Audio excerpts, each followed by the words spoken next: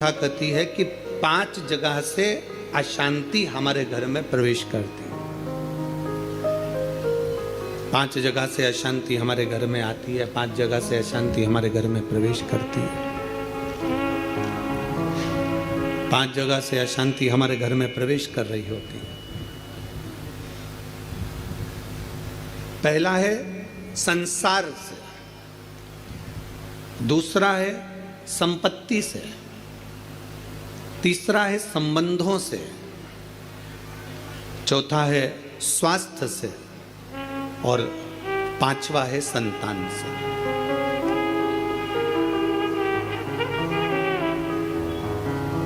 इस कथा को समझिएगा जरा कि 5 जगह ऐसी है जहां से अशांति हमारे यहां प्रवेश कर रही है।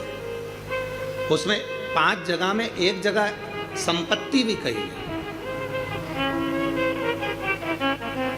5 जगह में से एक जगह संपत्ति को भी बताया गया कि जैसे संसार से भी अशांति प्राप्त होती है। संसार के लोगों में आप सोचते हैं कि मैं संसार में जितना रहूंगा, जितना सबके साथ में रहूंगा, उतना मुझे सुख मिलेगा, शांति मिलेगी। ना ना ना ना, स्कंद पुराण कहती है हो नहीं सकता।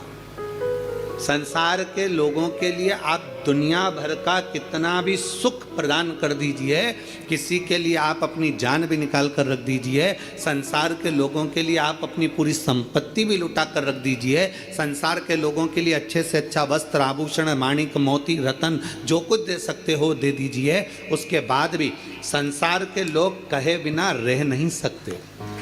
आपको कहे बिना रहेंगे नहीं। आप कितना भी सुख उनको दे दीजिए, आप कितना भी सुख उनको प्रदान कर दीजिए, आपको वो सुख आप दे भी देंगे। एक व्यक्ति अगर अपने घर की शादी में करोड़ों रुपए खर्च कर कर पूरे घर के मेहमानों को, संसार के लोगों को, सबको बुला ले और सबको बुलाने के बाद में वो सबका सम्मान करे, सबका आदर करे, सबका सत्कार करे, सब कुछ अच्छा करे, सबका आदर भी करे, सबका सम्मान भी करे, सबको खूब दे भी और खूब खूब प्रदान कर दे, उसके बाद भी दुनिया के लोग कह देंगे हराम का आ रहा होगा तो लुटा रहा होगा। ये दुनिया की रीति है, ये दुनिया का क्रम है।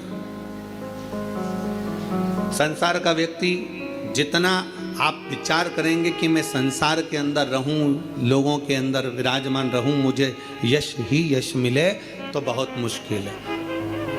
आप दुनिया का सारा सुख दे दीजिए तो भी यश की प्राप्ति नहीं हो सकती। थोड़ा वक्त मिल गया तो मिल गया, किसी ने कह दिया, किसी को आपने देते रहे देते रहे देते रहे तो मिल गया। संसार अशांति देता है। संपत्ति, शिव महापुराण की कथा कहती है, स्कंद पुराण कथा कहती है कि हमारी संपत्ति भी हमको अशांति देती है। जिसके पास कुछ नहीं वो आराम से रोड के किनारे टाट बिछाकर बहुत मस्ती से सोता है।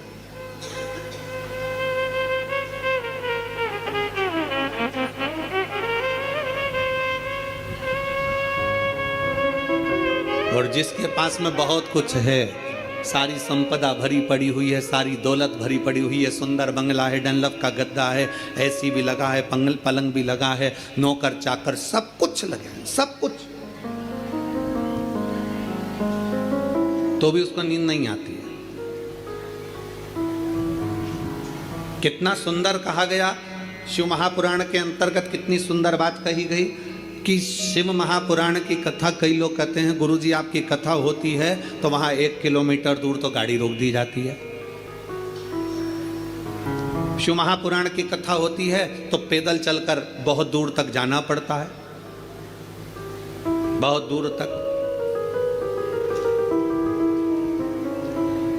पर कोई किसी चिकित्सक से पूछे, कोई डॉक्टर से पूछे, कोई आयुर्वेद वाले से पूछे, कोई होम्योपैथिक वाले से पूछे, कोई योग गुरु से पूछे कि शास्त्र क्या कहता है, हमें स्वस्थ रहने का तरीका क्या बताता है, तो कहा सबसे सुंदर तरीका है स्वस्थ रहने का कि जितना पैदल चल सकते हो उतना जिंदगी में सुख प्राप्त कर सकते हो। अब भगवान भोलेनाथ जी की कथा सुनने के लिए आप लोग आते हैं, शंकर जी की कथा में आप लोग पहुंचते हैं, शिव पुराण में पहुंचते हैं, तो बाबा भोलेनाथ पहले ही तुम्हारे स्वस्थ रहने की व्यवस्था कर देता है। भोले बाबा करता क्या है कि 1 किलोमीटर दूर तो गाड़ी रुकवा देता है, तुम कितने बड़े भी सेठ हो, 1 किलोमीटर दूर गाड़ी रुकवा दी और बड़े प्रेम से पैदल पैदल आराम से चलते चलते चलते चलते कथा में पहुंच गए, आसन लगाया, बैठ गए, बैठने के बाद वापस जाने की तैयारी हो जाती है।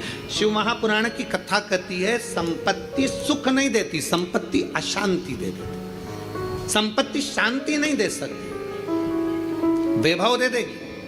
आप डनलप के गद्दे पर सो जाओगे, आप खूब जेवर पहन लोगे, आप अच्छे वस्त्र पहन लोगे, आभूषण धारण कर लोगे, सारा सुख तुम्हारे पास में आ जाएगा, पर शांति नहीं आ सकती। इसलिए बारंबार कहा गया, मिलता है सच्चा सुख केवल भगवान तुम्हारे चरणों। बाकी के दुनिया का सुख कहीं नहीं प्राप्त हो सकता। दुनिया का सर्वाधिक सुख भगवान के चरणों में। आप कुबेरेश्वर बाबा की धरा पर आए हैं, कुबेरेश्वर बाबा की धरा पर कभी पहुँचे या आए तो कुबेरेश्वर बाबा की धरा पर पहुंचकर तुम कहीं पर भी एकांत में बैठ जाओ, जितनी देर बैठे रहोगे आपको ऐसा महसूस होगा कि मेरा शंकर तुम्हारे आसपास में से घूम कर निकल कर गया है। शिव तत्व की प्राप्ति कहीं ना कहीं।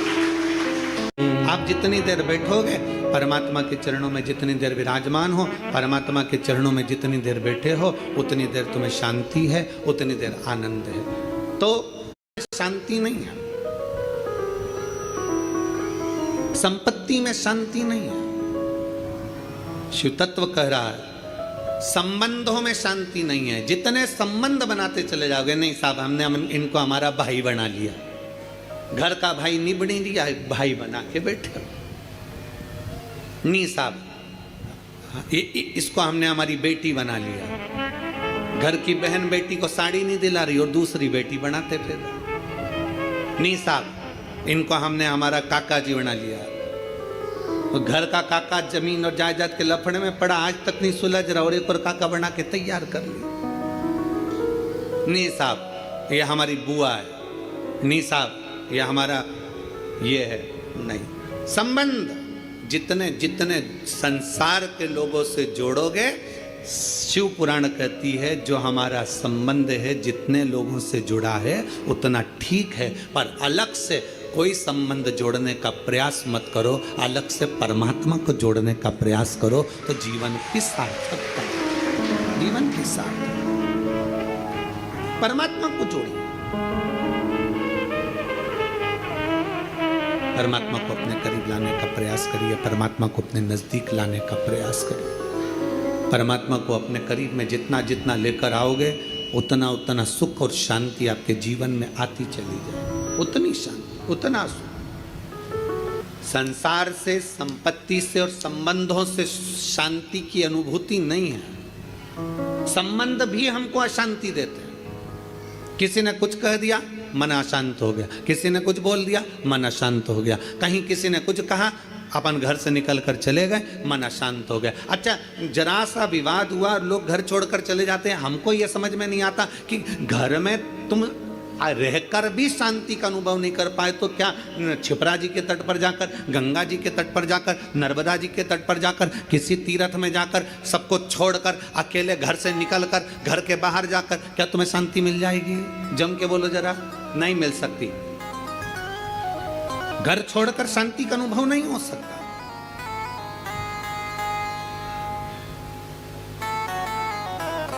संसार ने अशांति दी, संपत्ति ने अशांति दी, संबंधों ने अशांति दी, फिर अगली अशांति दी स्वास्थ्य ने।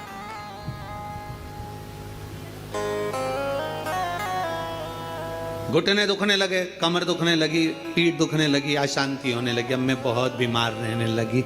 मेरे जीवन का क्या ठिकाना गुरुजी, मेरी जिंदगी का क्या ठिकाना।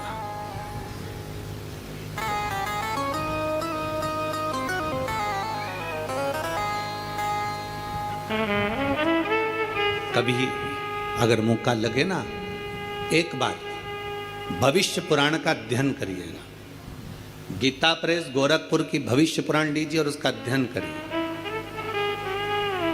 भविष्य पुराण का जब अध्ययन करेंगे तो उस अध्ययन में आपको निकलेगा कि परमात्मा ने जब हमको जन्म दिया तो जन्म के समय पर हमारी खोपड़िया में एक मैग्नेट लगा दी, एक चुंबक लगाई।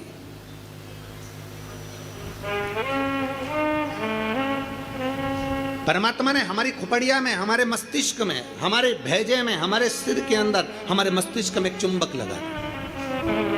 कभी अगर भविष्य पुराण पढ़ें तो उसमें अध्ययन करिएगा, हमारे मस्तिष्क में एक चुंबक परमात्मा ने जन्म के समय पर, पैदा होने से पहले, हमें बनाने से पहले, माता के गर्भ में जब हम पड़े हुए थे, हमारा मस्तिष्क बन रहा था तो इसमें एक चुंबक फिट कर दिया। इसलिए मरने के बाद जब अंतिम संस्कार होता है, अंतिम संस्कार में जब मुर्दा आधा जल जाता है तो उसकी खोपड़िया को फोड़कर कपाल क्रिया करी जाती है। आपके इधर करते कि नहीं करते वो हमको नहीं मालूम। हमारे इधर की रीति है, बांस में लोटा बांधकर उसमें घी भरकर उसके घर के बेटों से, उसके पोता पोती से वहाँ पर खड़ा करवा के पोते से खोपड़िया में वो डंडा पड़वा कर वहीं घी उंडेलवा कर डंडे को फेंक दिया जाता, उस बांस को फेंक दिया जाता। देखा है आप लोगों ने इसको?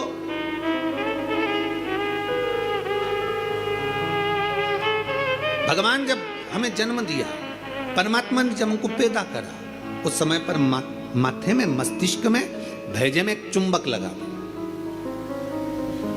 क्या करती है वो चुंबक? चुंबक का कार्य क्या है? चुंबक का कार्य है, अगर आपने पैसा पैसा पैसा पैसा सोचा विचारा, दिन रात पैसे पैसे में लिप्त रहे, तो व्यक्ति वो मस्तिष्क में जो चुंबक लगी है वो पैसे को अपनी ओर खींचती है। मतलब मनुष्य पैसे को आसक्ति के रूप में अपनाना प्रारंभ कर दे। अब चुंबक का दूसरा कार्य क्या है? अगर किसी बुरे व्यक्ति में बुराइयां देखोगे तो वो बुरे व्यक्ति की बुराई तुम खींचते चले जाओगे। वो तो ऐसी, वो तो वैसा, वो तो वैसा, हर व्यक्ति में बुराई, क्योंकि तुम्हारे भीतर में जो भेजे में चुंबक भरी है वो बुराइयां ही खींचेगी। और अगर तुमने किसी व्यक्ति में अच्छाई देखना प्रारंभ कर दी तो तुम्हारे मस्तिष्क में जो चुंबक लगी है वो दिन रात हर व्यक्ति में अच्छाई को ढूंढना प्रारंभ कर देगी, अच्छाई खींचना प्रारंभ। एक चुंबक लगी है। अब ये बात तो अपने तक हो गई, अब मेन बात पर आ जाओ, मुख्य बात पर। मस्तिष्क में चुंबक लगाकर परमात्मा ने हमको पैदा करा है, एक आकर्षण देकर हमें पैदा करा है, एक चुंबक लगाकर हमें पैदा करा है। चुंबक जब पैसे को खींचती है तो पैसा ही पैसा सोचने में आता है, बुराई खींचती है तो बुराई बुराई हमारे अंदर आती चली जाती है, किसी का क्रोध खींचती है तो क्रोध हमारे अंदर आता चले जाता है। उसी तरह अच्छाई किसी की खींचती है तो हमारे अंदर अच्छाई आती चली जाती है। उसी तरह चुंबक बीमारी को भी खींचती है। हम जब एक बीमारी के बारे में सोचते जाते हैं, मेरे पाँव, मैंने सुना है किसी को पेट में बच्चादानी में गांठ पड़ गई तो मालूम पड़ा कि उसको कैंसर हो गया। मैंने सुना है किसी के घुटने में अगर प्रॉब्लम हो गई तो उसका घुटना बदलाना पड़ा, मालूम पड़ा उसमें ग्रीस कम हो गया। मैंने सुना है कि किसी के हृदय में छेद हो गया, किसी के हृदय में कुछ हो गया, किसी के चेस्ट में गठान पड़ गई तो कैंसर बता दिया गया। ये हम जरा सा हमारे शरीर में दर्द हुआ और हमने वो सोचना प्रारंभ कर दिया। क्या सोचा हमने? कि उसको कैंसर हो गया था, उसकी किडनी खराब हो गई थी, उसका लीवर खराब हो गया था, उसके साथ में ये हो गया था, उसके घुटने बदलवाए, उसको गुजरात ले गए, उसको राजस्थान ले गए, उसको वहां ले गए और उसका शरीर में ये करवाया।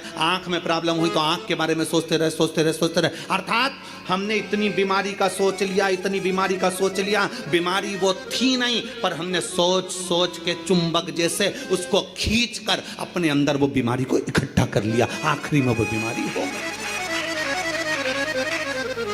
ये हमारे भीतर की चुंबक है जो हमें खींच रही है। छोटी मोटी गठान हो जाए ना, कभी मत सोचना हाँ ऐसी तो होती रहती है। दवाई खाऊंगी, शंकर पे चढ़ा हुआ जल पीऊंगी, डॉक्टर को दिखाऊंगी, सारी जांचें कराऊंगी, जो डॉक्टर बोलेगा सारी जांच कराऊंगी, और मेरा विश्वास कहता है डॉक्टर के अनुसार चलकर, क्योंकि डॉक्टर भी। श्री शिवाय नमस्तुभ्यं। आज ही महाराज जी ने कुछ जानकारियाँ दी जो हमने आपको बताई।